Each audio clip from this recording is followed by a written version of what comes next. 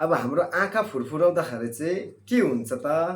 अब यसको राम्रो हो कि नराम्रो हो कि दाहिने देब्रेको आँखा फुरफुराउँदा राम्रो हुन्छ कि नराम्रो हुन्छ? आज यसको विषयमा म तपाईँलाई बिस्तारो रूपसँगले भनिदिइरहेको छु। यहाँनिर चाहिँ आँखा फुरफुराउनेको किताब छ है।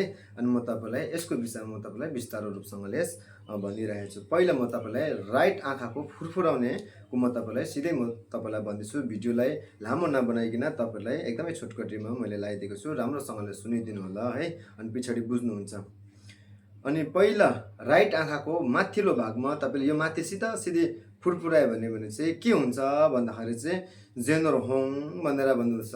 यसमा चाहिँ तपाईँको कुनै पनि लक्षणमा तपाईँलाई पैसा कौडी धन सम्पत्ति है, अनि कपडा लुगा खाना कुनैहरूको चाहिँ तपाईँलाई चाहिँ दुःख हुँदैन अथवा तपाईँलाई राम्रो भएर जाने गरिन्छ है। अनि दोस्रो नम्बरमा चाहिँ फेरि यो कुनामा फुरफुरायो भने चाहिँ यो चाहिँ खालि राम्रो भएर मात्रै जाने, दिन राम्रो भएर जाने, तपाईँको लक्की दिन हुने, तपाईँको त्यो दिनमा चाहिँ यस्तो कुनामा यो आँखाको राइटको कुनामा तपाईँको आँखा फुरफुरायो भने चाहिँ हो त्यस्तो हुन्छ भनेर भन्नुहुँदैछ। त्यसपछि फेरि यो आँखाको जुन चाहिँ सिधासिधी अघि मैले तपाईँहरूलाई भने यो आँखाको सिधासिधीको यो कुनामा तपाईँलाई चाहिँ फुरफुरायो भने यतापट्टि कुनामा कोही बेला फुरफुराउँछ नि, हो त्यस्तो प्रकारको फुरफुरायो भने चाहिँ यो चाहिँ के हो भने चाहिँ यो चाहिँ अफै फुरफुराएको, यो चाहिँ रङजिन भनिरहेको छ, यो चाहिँ अफै फुरफुराएको हो भन्नुहुँदैछ।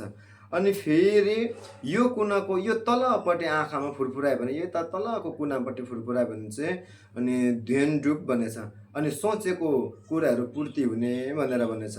अनि त्यसपछि फेरि यो तलपट्टि फुरफुरायो भने चाहिँ नोर्सोर भनेर भन्नुभएको छ। यो तलपट्टि फुरफुरायो भने चाहिँ धन सम्पत्तिहरू घटेर जाने, कसैले अब दिनुपर्ने कसैलाई दिनुपर्ने हो त्यतातिर तपाईँको गइराख्ने, अब घरमा कोही बिमारीहरू होला, अब त्यो बिमारीपट्टि पैसा गइहाल्ने, हो त्यस्तो प्रकारको चाहिँ हुनेछ।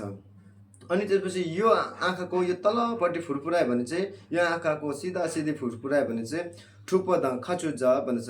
कसैसित हामी झगडा गर्नुपर्ने, कसैसित मुखमुख लाग्नुपर्ने, हो त्यस्तो प्रकारको हो भने चाहिँ यतापट्टिको तलपट्टि फुरफुरायो भने चाहिँ है त। अनि त्यसपछि यो आँखाको अब यो कुनापट्टि यो तलपट्टिको कुनापट्टि फुरफुरायो भने चाहिँ यो पनि रङजिन भनेर भन्नुभएको छ। अनि यो चाहिँ के हो भने चाहिँ अफै फुरफुराएको हो भनेर बुझ्नु पर्यो। अब दोस्रो अब लेफ्टपट्टि आँखाको चाहिँ अब लेफ्टपट्टि आँखाको तपाईँहरूको योपट्टि आँखापट्टि तपाईँको फुरफुराउँदैछ, सिधासिधी फुरफुराउँदैछ भने चाहिँ भर्तङदाङ शिक्षित भनेछ। अनि कोही मान्छे खस्नु सक्छ अथवा आफ्नो घरमा बिमारीहरू ठुलो ठुलो आइलाग्ने यस्तो प्रकारको हुनेछ है त। अनि त्यसपछि चाहिँ यही आँखाको यो साइडपट्टि फुरफुरायो भने यो पनि अफै फुरफुराएको हो। अझ यही आँखाको यो कुनामा फुरफुरायो भने चाहिँ अनि ठुलो दुःखहरू आउने आइलाग्ने रहेछ है तपाईँलाई चाहिँ। अनि यही आँखाको तलपट्टि फुरफुरायो भने चाहिँ अनि तपाईँहरूलाई कुनै खुसीको कुराहरू सुन्नुपर्ने, खुसीको चिजहरू सुन्नुपर्ने, हो त्यस्तो प्रकारको भन्ने चाहिँ चिप्यो हो भनेर चाहिँ। अनि यही आँखाको तलपट्टि फुरफुरायो भने बिचमा फुरफुरायो भने चाहिँ सम्पडुप सोचेको कुराहरू चाहिँ पूर्ति भएर जाने भनेर चाहिँ हो त्यस्तो प्रकारको भनेछ।